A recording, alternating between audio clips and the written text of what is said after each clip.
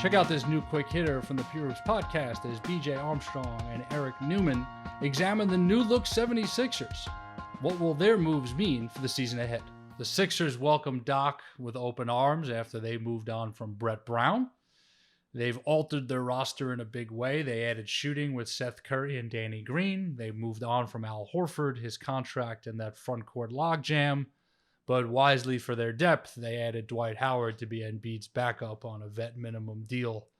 Do these moves make the Sixers a better team from day one, from Doc through the roster changes?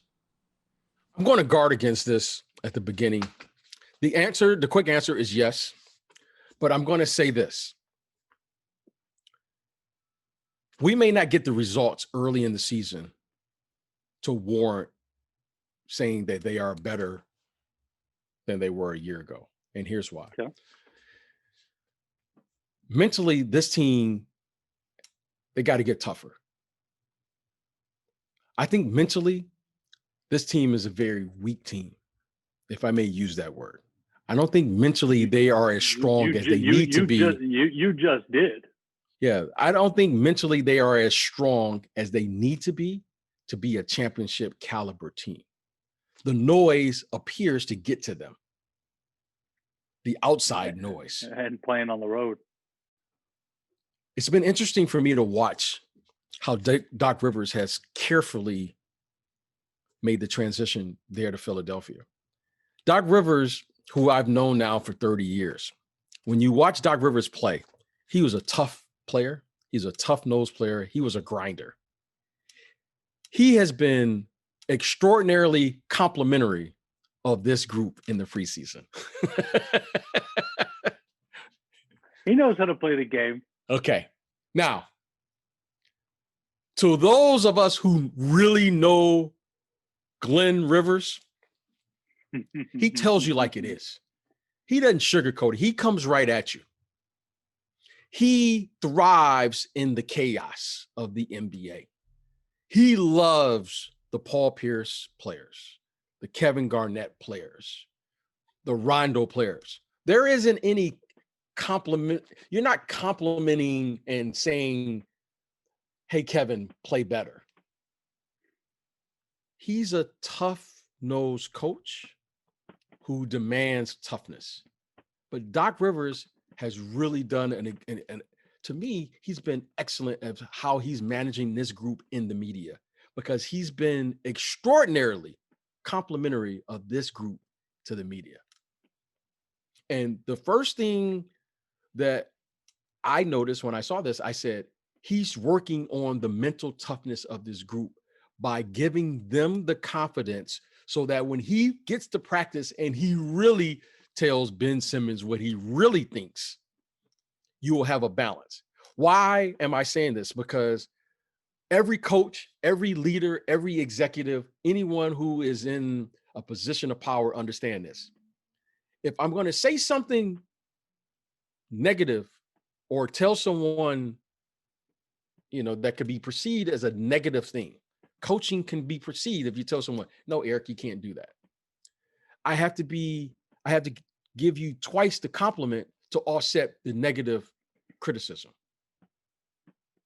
So Doc is getting this team in position to do what we've all been saying for the last 2 or 3 years, which is, will they accept great coaching? Will Joel Embiid finally accept the following?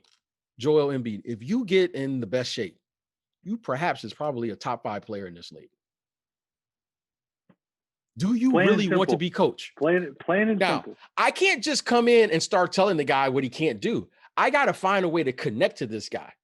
And it's easier to connect with someone if you can get their trust.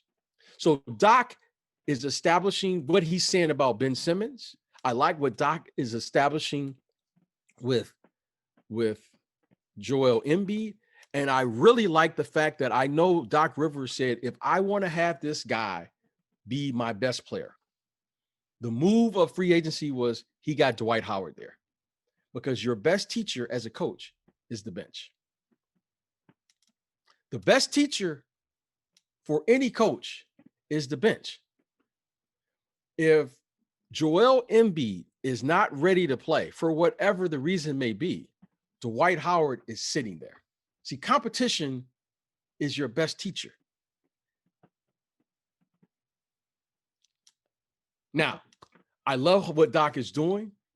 He hasn't come in and started stomping his feet. He hasn't said anything negative. He's been extraordinarily positive. The media, Ben Simmons, Joel Embiid, if you watched them play in their preseason game, they were defending. They were accepting coaching. And when I saw them, I go, oh, wow, Joel Embiid looks a little different. Ben Simmons looks a little different. And if they listen to that man, Mr. Rivers, they got a chance there in Philly because he knows what he's doing. And I love the mental games that these coaches do to connect with the group. He's done a great job. And I expect Tobias Harris, because he was playing some of perhaps his best basketball when he was with the Clippers. I expect Tobias Harris to return back to that Tobias Harris that was playing at a very high level in LA under Doc Rivers, because he's a vet. And I think this group has a chance, but I'm not expecting them to get off to an early start because great coaches all know this. I may have to lose before I can win. My players have to be mad when they lose. Like, I knew we were going to be a good team. Every good team I played on is when I lost, I was mad after the game. It wasn't like, oh, I just lost and there's a game tomorrow. Like, this team in Philly, I want to see them like play in some competitive games and be mad and then come back the next game with the sense of urgency that you say, yeah, I'm a little upset because I expect more of myself. So I expect this team to be somewhere around 500 and then maybe 35, 40 games in, it clicks with them because Doc Rivers has gotten through to them to say, you guys have earned the right of me to trust you all to correct yourself on the floor. And when I see that team do that, because Ben Simmons and Joel Embiid, they're stars. They really have star potential. They really do. I think Doc Rivers is waiting on that moment. And I think that's not going to come to 35, 40 games into the season.